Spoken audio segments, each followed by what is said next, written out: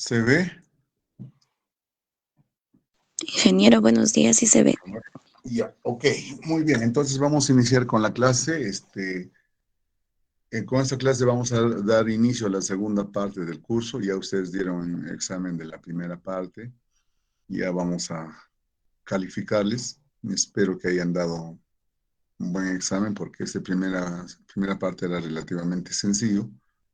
Y la segunda parte sí, también es sencilla, pero es bastante largo, como van a ver.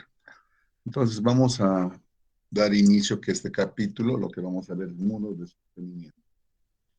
Entonces ustedes seguramente a lo largo de su vida, ustedes han visto muros de sostenimiento que sirven de contenedor para sufrir, para contener un relleno, para evitar que se desarrolle su ángulo natural, ¿no?, de reposo. Entonces, este tipo de muros de contención es utilizado pues en carreteras donde hay pendientes fuertes, ¿no? En ferrocarriles, en cualquier otro, también en la construcción de viviendas, cuando la pendiente de terreno es muy elevado, se suele hacer muros de contención a fin de contener el terreno que está por encima de un determinado por encima para contener el relleno y que no se desarrolle su ángulo de reposo natural. Entonces, vamos a ver qué tipo de muros hay. Entonces, ustedes, ¿qué tipos de muros hay? Entonces, repito, los muros de sostenimiento son estructuras que sirven para contener terreno u otro material de desnivel. Son usados para estabilizar el material confinado, evitando que desarrolle su ángulo de reposo natural.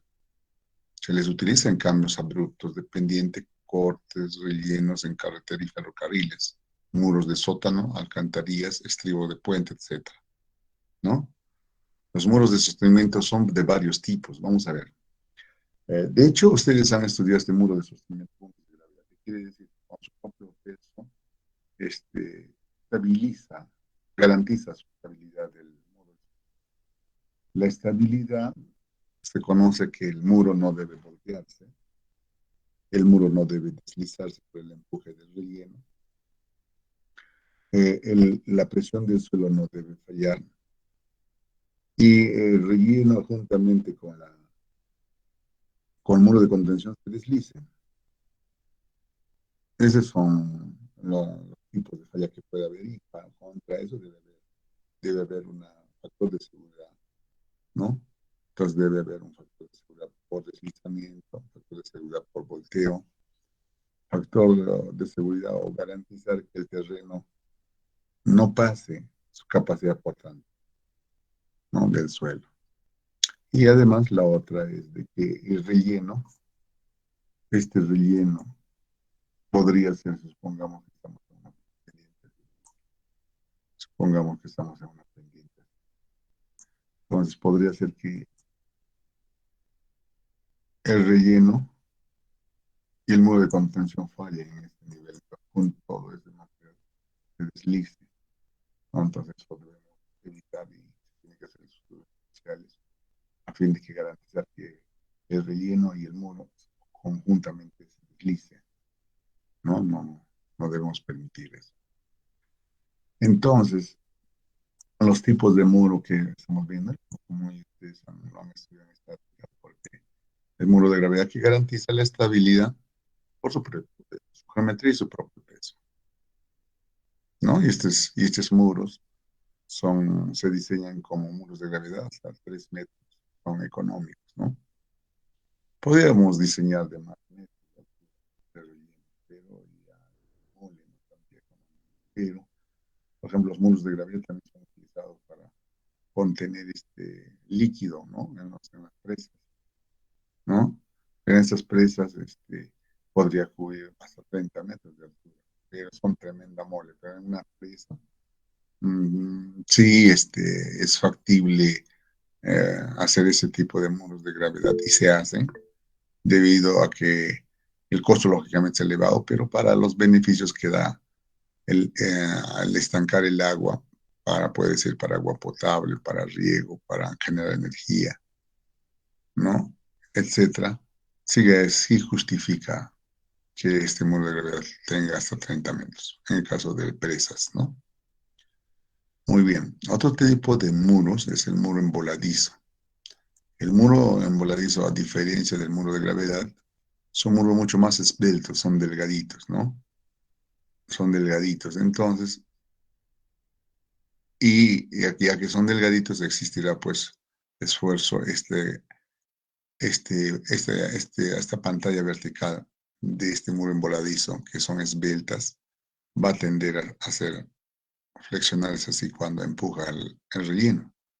Entonces, de hecho, entonces está sometido a flexión, y por lo tanto necesita fierros en esta cara y acá un fierro mínimo, porque el que trabaja es este. Entonces, por eso su nombre de este muro, que son esbeltas que cubren más o menos hasta 8 metros económicamente. Se puede hacer hasta más, pero se hace antieconómico, 8 metros. De hecho, esto va a tener concreto y va a llevar armadura en su interior, ¿no? Son mucho más esbeltas. Se dice muro envoladizo porque se modela como si fuera una viga empotrada acá y sometida a una presión triangular tipo líquido. Entonces, se modela, se calcula, se pone las armaduras como si fuera una viga en voladizo empotrado acá. Por ahí viene su nombre, ¿no? Viga en voladizo. Entonces, asimismo también, este se llama talón delantero, donde está el lado del relleno, y este se llama talón posterior. ¿Ya? Entonces, este talón delantero también se diseña como una viga embolado. Se modela como si acá estaría empotrado, ¿no? Y acá, lógicamente, habrá el peso propio del material actuando, ¿no? Y además habrá una reacción del suelo. Bajo estas cargas estaría sometido el talón delantero, ¿no? Y también es una viga embolado. Por eso se dice, su nombre es muro emboladizo, ¿no? Entonces, de hecho, también al someterse, esto va a ir, va a tratar de flectarse así, desde de acá, así. Entonces, esta parte está traccionada y lleva fierro arriba, ¿no? En la talón vertical, el acero principal es este. Este es en la pantalla vertical. En el talón delantero, la acero principal es este. Mientras en el talón posterior también se modela como si fuera viga emboladizo empotrado acá. Con la presión del suelo va a tender a flexarse así. Entonces, esta parte de abajo está tensionada, por lo tanto, el acero principal se coloca acá. Por eso su nombre se llama muro emboladizo, porque tanto la pantalla vertical como el talón delantero y posterior se modelan como viga emboladizo. Por eso su nombre. Y esto cubre económicamente hasta más o menos hasta 8 metros. Se puede hacer hasta más, 10 metros, pero ya se hace tremenda mole y es antieconómico, ¿no? Si queremos diseñar un muro de contención económico, bueno, podemos usar muro emboladizo, ¿no? Que puede económicamente resultar hasta 8 metros. Otro tipo de muro que, que se utiliza para cubrir más altura de relleno, mayores de 6 metros, es el mismo muro, parecido al muro emboladizo, pero cada cierto tramo, cada 2,5 metros, se agrega una aleta triangular que se llama contrafuerte. Al hacer esto, entonces este muro va a cubrir más altura, cubre 12, 13, 14 metros, lo que ustedes quieran, ¿no? Lo que ustedes quieran. Entonces, esto se llama muro con contrafuerte. Se llaman muros con contrafuerte posterior. Están en la parte donde está el relleno. Puede haber también el contrafuerte, puede estar en la parte anterior, o sea, donde no está el relleno. Entonces vamos a definir bien, ¿no? No estaba confundiendo. Esto se llama talón anterior y este se llama talón posterior. Y el contrafuerte puede estar en el talón posterior, acá está, posterior, o puede estar en contrafuerza en el talón anterior. Es un tipo de muro que soporta, pues, más altura de relleno, ¿no? Entonces, si por ejemplo tengo un relleno, una altura para contener relleno, por decir, de 15 metros, nunca voy a suponer o decir que debo diseñar un muro de gravedad. Un muro de gravedad hasta 3 metros económico. A 15 metros. Al muro envolado tampoco, porque hasta 8 metros más o menos económico. El otro sería, entonces, mi solución sería diseñar un muro con contrafuertes para contener relleno de hasta 15 metros de altura. Muy bien.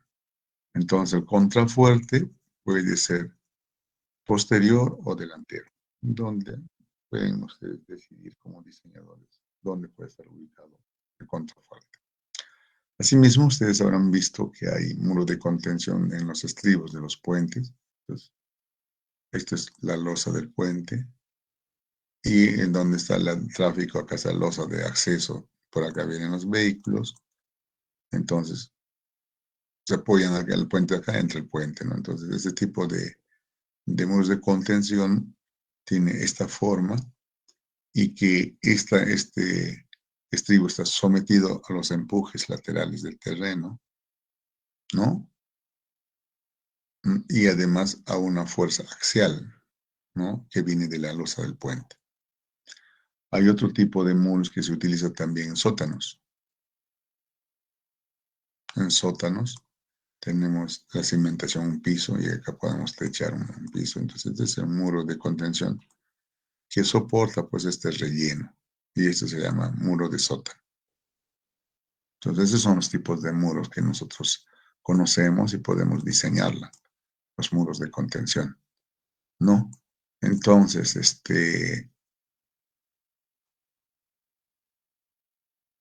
en resumen, tenemos 6 tipos de muros, o 5 tipos, ¿no? Muro de gravedad, un muro envoladizo, muro con contrafuerte puede estar en la parte posterior o delantera, muro de estribos de puentes y muros de sapa. Vamos a ver entonces ahora, para poder diseñar tenemos que saber qué tipo de cargas actúa pues, en el muro de contención, ¿no? Cargas que actúan sobre los muros de sostenimiento, de contención. A ver, ¿qué cargas podrían actuar? Primero tenemos el peso propio del muro, tenemos el empuje del relleno, que parecido por la teoría de Rankine dice que supone que sea como un líquido, ¿no?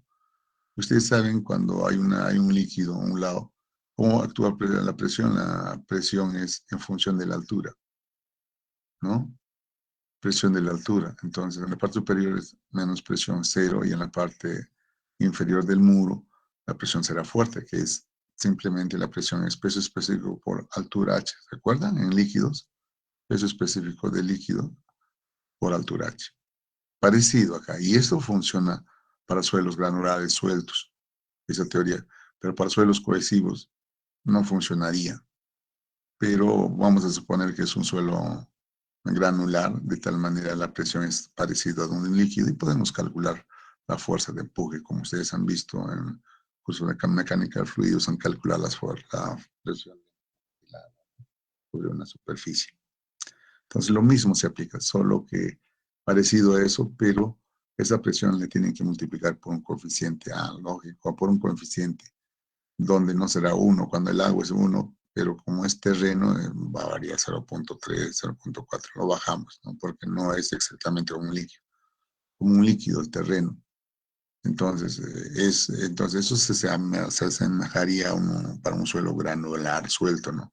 Pero para un suelo cohesivo esa teoría de Rankine ya no sería efectivo, pero sin embargo se diseña con eso porque estamos al lado de la seguridad.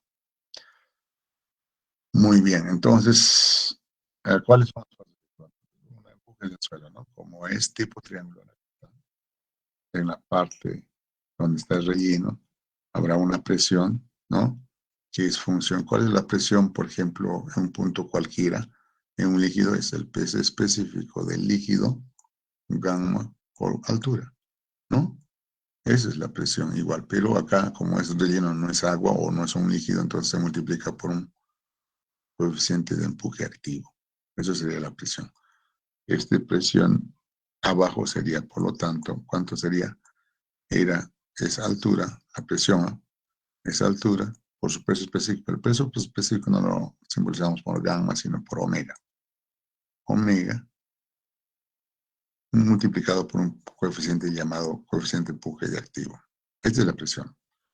Por lo tanto, eso sería una de las fuerzas. Entonces, si suponemos que este tipo líquido triangular, ¿no? Bajado con coeficiente empuje activo, entonces es fácil de calcular la fuerza. Entonces, la fuerza horizontal, que lo vamos a llamar fuerza H, ¿no? Sería igual, como es carga triangular, es la presión en la base, que es esta, coeficiente de empuje activo, por omega, que es peso específico del suelo, por H, ¿no? O H minúscula le vamos a poner. O H, acá está con H minúscula.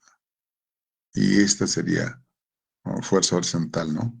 Actuante, alto, podemos para distinguir de esa altura. Esa es la base, y la altura, la fuerza sería pues el área, ¿no? Entonces se empieza a analizar el área en la base, que es esta, por su altura, H. Como es carga triangular, es la mitad, ¿no? 2. Entonces, escribiendo mejor, sería pues coeficiente empuje activo, peso específico del material, h al cuadrado, entre 2, h al cuadrado entre 2, que está acá. Ahí está. Ya saben dónde actúa, como es carga triangular, actúa h tercios de la base, ¿no? ¿Ves? Entonces, esto nos ayuda. Esto es exactamente el empuje del suelo, pero esto parecido sería cuando el empuje sea, la suposición sea para suelos granulares y secos. Para suelos cohesivos, no, las fuerzas de empuje serían menores. Pero ese tipo de suposición está al lado de la seguridad. Entonces, este modelo funcionaría para suelos granulares y secos. Para suelos cohesivos sería no sería adecuado, pero también podemos diseñar para suelos cohesivos, pero esta fuerza sería demasiado grande. Pero no hay otro método, es el método más sencillo. Asimismo, Ingeniero, sí, sí, te escucho. ingeniero, disculpe, se le está yendo el audio a momentos. A ver, ¿qué hacemos? ¿Ha sido así desde el inicio o recién? Sí, ingeniero, ¿Desde el poco inicio? nada más. Sí, un poco nada más, pero ahora sí se le está escuchando en recortado. Ya hay que esperar un poquito, ¿ya? Hasta que pase, a ver, unos 5 minutitos. A veces el internet está fallando, se va bien ahí. Hay que esperar un poquito entonces.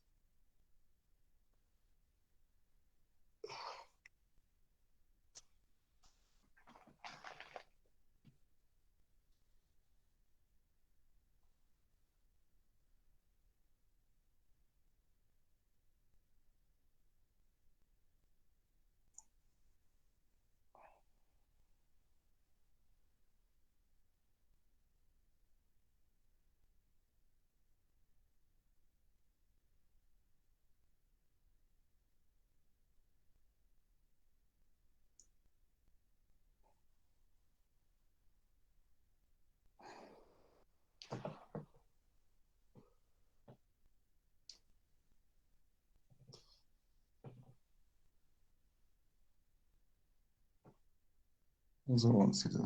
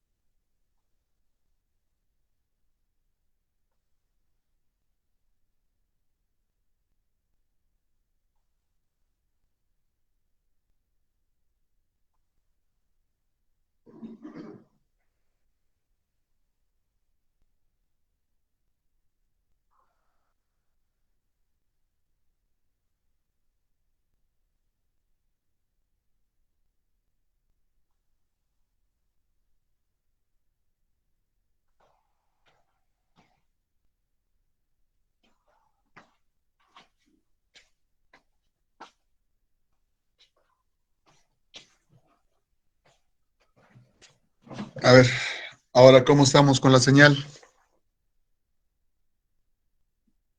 ¿Cómo estamos con la señal? ¿Se escucha bien?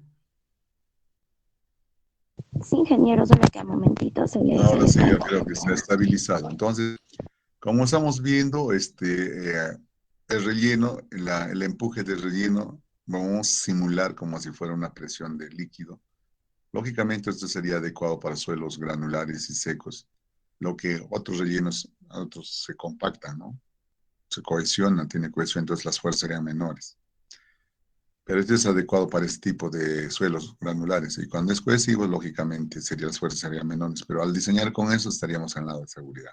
Es un método sencillo de que se llama teoría de Rankine. Asimismo, el empuje en la parte posterior del muro de contención existe también, porque tiene una alturita de relleno esta parte. Entonces se llama empuje pasivo. A esta parte se llama el activo, por eso es A, fuerza horizontal activa. Y pasivo sería la siguiente, que ayudaría, ¿no? Que también tiene una distribución triangular. Entonces, la altura de la base CP sería, o sea, la altura de la presión será eso específico por su altura, la altura que estamos poniendo, la altura H sub multiplicado por un coeficiente de empuje pasivo, un coeficiente. La altura sería H', entonces H' al cuadrado ya sería entre 2. Eso sería la fuerza horizontal de empuje. Este se valdría así. Y también está acá arriba. ¿Y dónde actuaría? Un tercio del H'. Entonces, en el diseño, a veces esta fuerza de empuje activo-pasivo no se considera porque de repente el muro está acá y alguien quiere a construir su casa, algo, lo botan este relleno y ya no existe esta carga, empuje pasivo. Entonces lo sacaron. Entonces ya va a ser sometido a fuerzas el muro de contención, por eso que a veces no se considera el aporte de este empuje pasivo.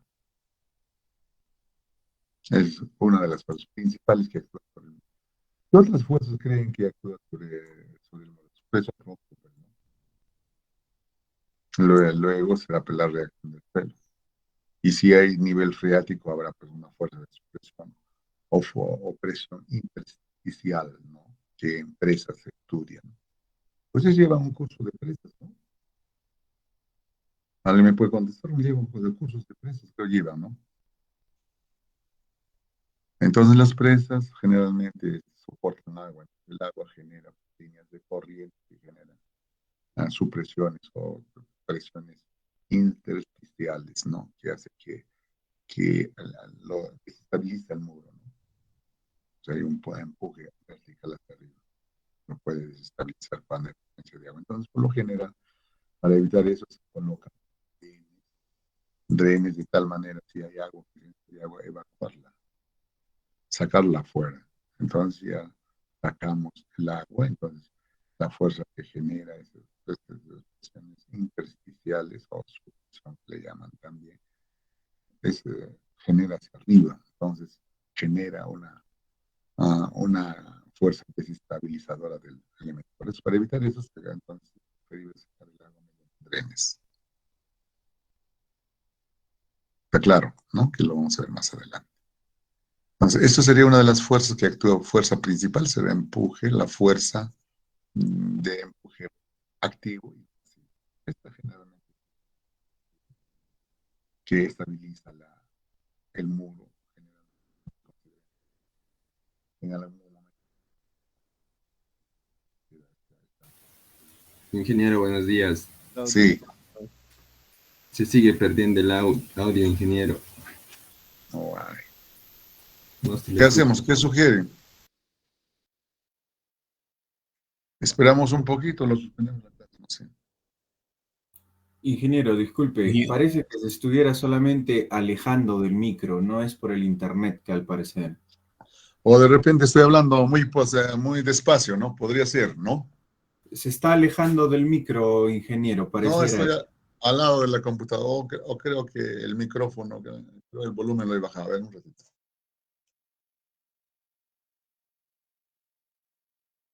Sí, creo que el volumen está...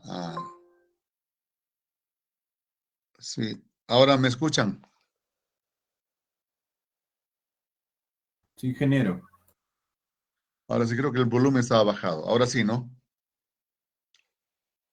Muy bien. Entonces continuamos con la clase. Entonces, si ya el tipo de fuerza estamos viendo, para poder diseñar un muro, lógicamente tenemos que saber qué fuerzas actúan, ¿no? Una de las fuerzas son el empuje activo y el empuje pasivo, que es fácil de calcular al suponer que es un terresuelo granular y seco, funcionaría como una presión de un líquido, y eso ustedes saben calcular la presión de un líquido y la fuerza total, ¿no? El tipo triangular produce la presión, entonces la carga tipo triangular se calcula.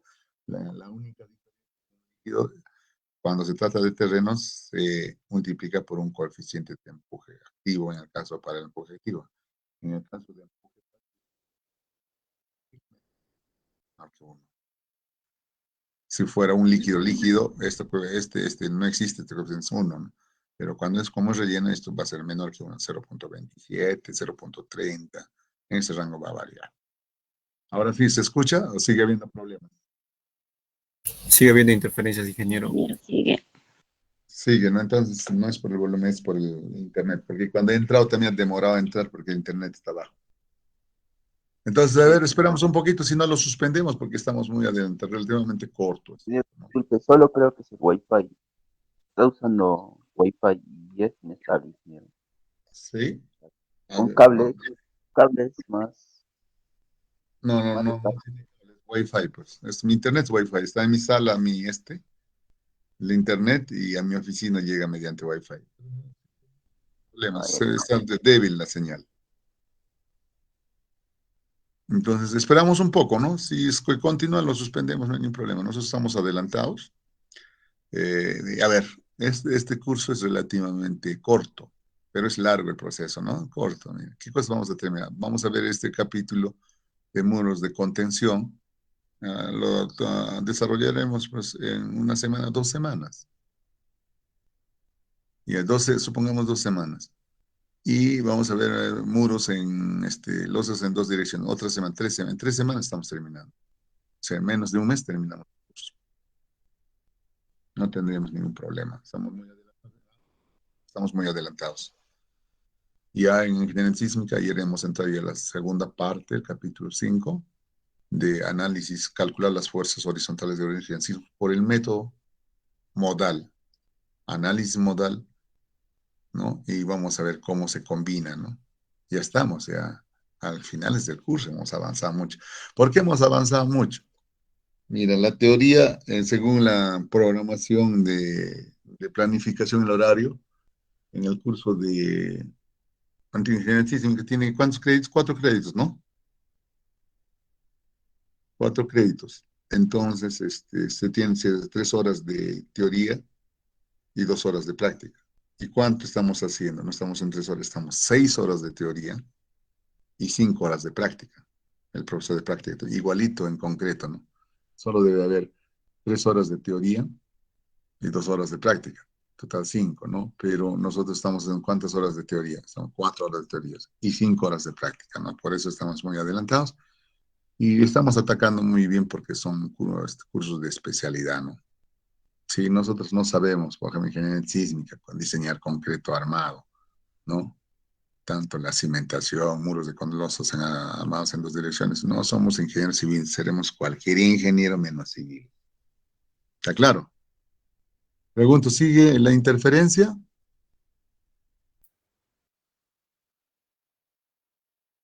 Aló.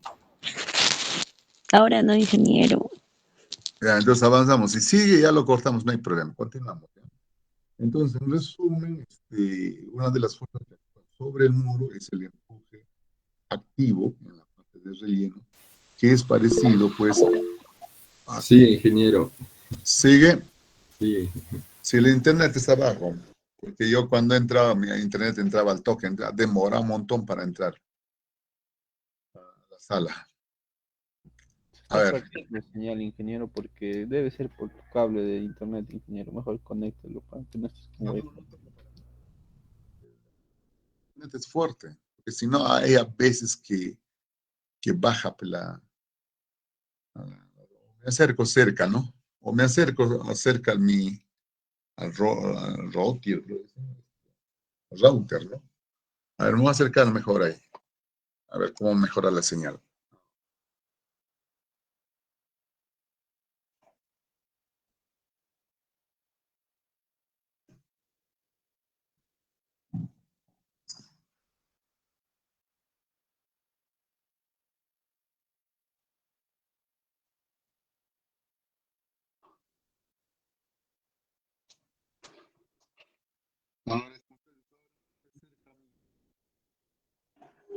Sigue, ingeniero.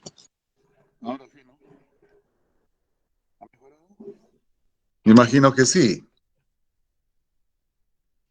Está No, peor ingeniero, que... se escucha entrecortado.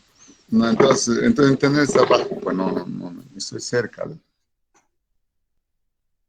al internet, entonces a mi router. Y eso significa que la señal de internet está abajo. ¿Aló? ¿Me escuchan? A ver, voy a dar un resumen. Si sigue así, lo cortamos nomás y ya el día jueves ya veríamos, ¿no? Digamos, continuaríamos con la clase. A ver, vamos a continuar un poquito. Si sigue, me dicen, si sigue la interferencia, me lo dicen para cortar la clase, ¿no? Entonces, en resumen, una de las fuerzas de importancia que actúa sobre el muro son las fuerzas de empuje activo y pasivo, ¿no? Generalmente en el diseño del muro se desprecia el empuje pasivo porque ese empuje pasivo que es estabilizador al muro, posiblemente en su vida útil del muro podría ser que ese relleno se remueva. Por lo tanto, no se considera en el diseño. Entonces, lo más importante sería pues el empuje activo, ¿no? En algunos casos podríamos considerar el empuje pasivo. Entonces, como ustedes ven, es igual que una presión de un líquido. Lógicamente, eso es adecuado para suelos granulares y secos. Pero para suelos cohesivos sería mucha fuerza, demasiada fuerza. Pero como no hay otro método sencillo, podemos también utilizar eso, pero estaríamos sobrecargándole de fierro, los muros de contención serían muy robustos, ¿no? Para suelos cohesivos, ¿no? Pero con esto, si diseñamos así, estaríamos al lado de seguridad.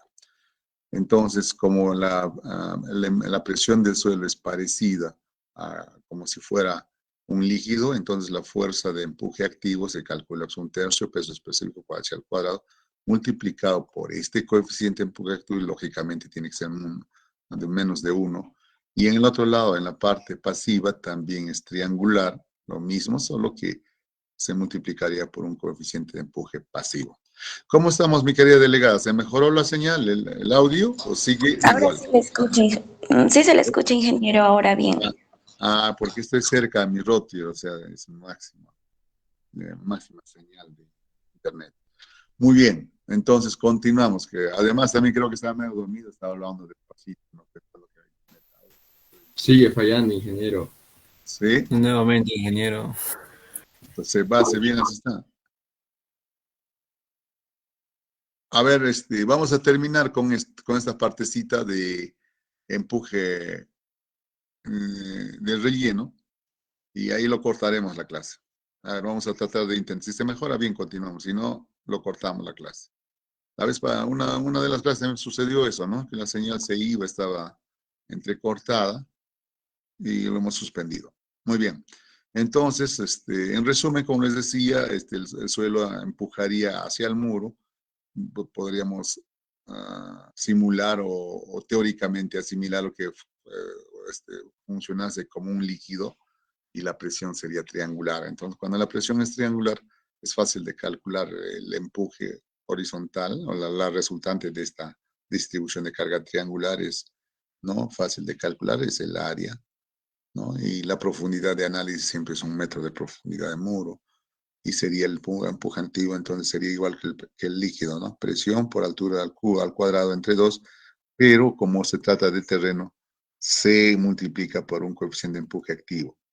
En el otro lado, posterior, también se considera un empuje pasivo, es similar al del líquido, pero con coeficiente de empuje pasivo. Generalmente esta parte se desprecia debido a que podría ser susceptible a ser removido esta altura H' y por lo tanto no existiría esta fuerza, ¿no? Ese sería el comentario. ¿Cómo estamos? ¿Estamos mejor o sigue fallando? ¿Estamos bien? ¿Se Sí, escucha? ingeniero, está bien.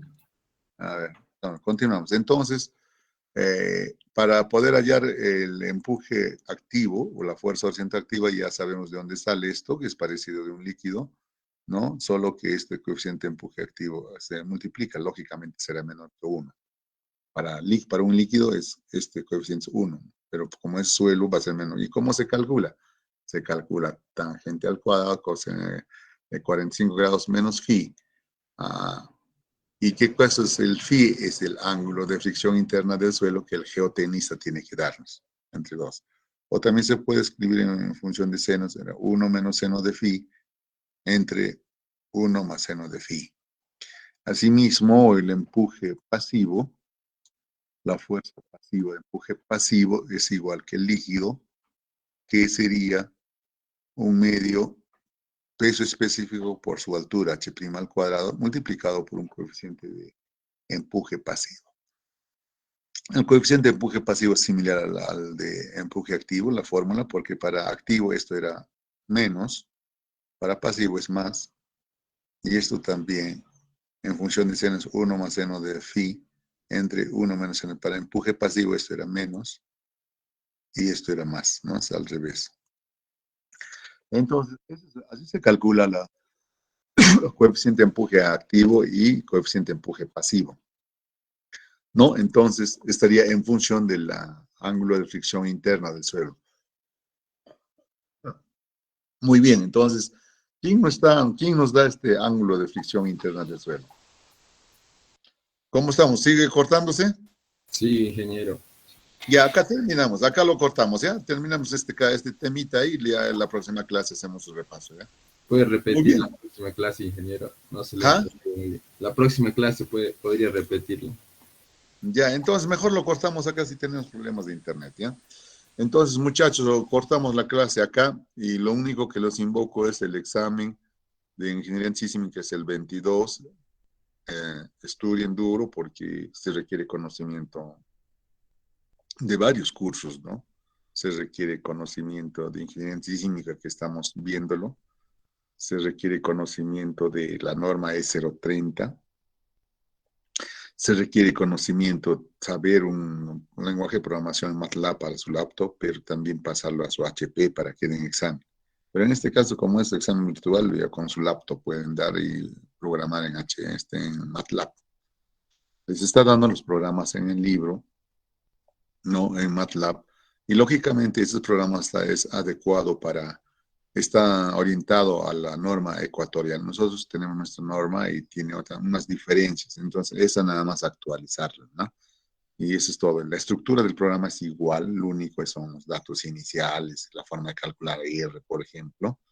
Y, por ejemplo, también calcular la rigidez con inercia gruesa o agrietada. Pero nosotros trabajamos con inercia gruesa, que ese programa R Laxifin hace también para inercias gruesas o inercias agrietadas. También el más exacto para calcular la rigidez es el programa de R Laxifin Muro, que considera el efecto de corte y los brazos rígidos, que así funciona en la naturaleza, funciona en la realidad, las estructuras. Eso es más desarrollado. Entonces, se preparan también el trabajo que corresponde también a sismos y concreto 2, es el mismo. Tienen que desarrollar el capítulo 4, todos esos conocimientos del capítulo 4 tienen que aplicar su trabajo. ¿Qué quiere decir? Para el capítulo 4 de ingeniería sísmica que estamos desarrollando, que comprende primero calcular el peso de cada piso es la carga muerta más un porcentaje de la carga viva. Para edificaciones importantes y esenciales, el porcentaje de carga viva es 50%. Para edificaciones comunes, solo 25%. Cualquiera sea la clasificación de la edificación, en el último piso se considera solo el 25% de la carga viva, ¿no? Ese es el primer paso. Luego, encontrar sus rigidez laterales de cada pórtico, si van a analizar una dirección X, en la dirección X y en la dirección Y. Entonces, ya una vez calculadas las rigideces de cada pórtico, entonces calculan las fuerzas por el método estático equivalente, ¿no? Que es función del peso y la altura, que es facilito, ¿no? De calcular. ¿No? Por eso ese método es limitado, solamente se puede utilizar para edificios hasta 30 metros que están en la zona 1. Lamentablemente Ayacucho no está en la zona 1, estamos en la zona 2, 3 y 4. Por lo tanto, este método no se ve. Pero para fines de aprender cómo se utiliza ese método, tienen que suponer que Ayacucho está en la zona 1, ¿no? Aunque no se aplica ese pueblito, pero podemos aplicar ese método, ¿no? Ese método. Entonces, para poder modelar, si tu edificación es regular, con solo modelar con un solo grado de libertad por piso sería suficiente y le agregamos un 10% a las fuerzas cálculo F1 por excentricidad accidental. Pero para poder calcular el efecto de la excentricidad accidental, ¿no? Entonces se hace un modelo de 2 mínimo, un modelo de 2 grados de libertad por piso, donde podemos calcular el momento por excentricidad accidental y calcular las fuerzas de añadidos que se debe añadir a la fuerza calculada, que es en función del peso del tubo por una forma simple. Al modelar como 2 grados de libertad, tenemos la opción de cuantificar el momento que ocasiona y calcular las fuerzas que serían adicionales a las fuerzas calculadas por la formulita que el reglamento da, que es función del peso y la altura. Es lo que tienen que hacer. Y por último, para que el edificio esté bien diseñado, tienen que hacer un control de cortante basal mínimo, un cortante, también deriva. Lo más importante es el tema de deriva de piso. Para estructuras de concreto armado, aporticadas, la norma nos dice que la deriva máxima de piso es 0.7%.